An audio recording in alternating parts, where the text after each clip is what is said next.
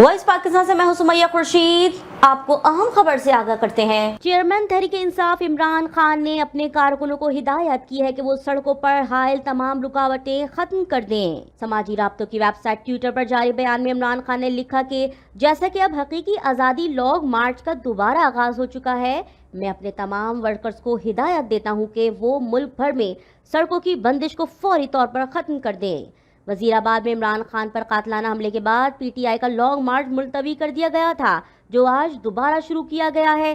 Chairman PTI Imran Khan का कहना है कि हकीकी आज़ादी की तहरीक रुकेगी नहीं और जोर पकड़ेगी। तहरीक इंसाफ के लॉन्ग मार्च से कातलाना हमले में जख्मी इमरान खान ने लाहौर में अपनी रिहाइशगाह से वीडियो लिंक पर मार्च के शुरा से खिताब किया।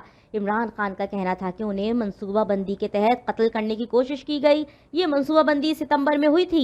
24 सितंबर को मैंने कह दिया था कि मेरे कत्ल की मंसूबाबंदी हुई है। इब्तिसाम हमारा हीरो है जिसने हमले को नाकाम बनाया। मुअज्जम के शहीद होने पर बहुत दुख हुआ। उसके बच्चों की किफालत की जिम्मेदारी पूरी करेंगे। मजीद खबरें देखने के लिए देखते रहें वॉइस पाकिस्तान।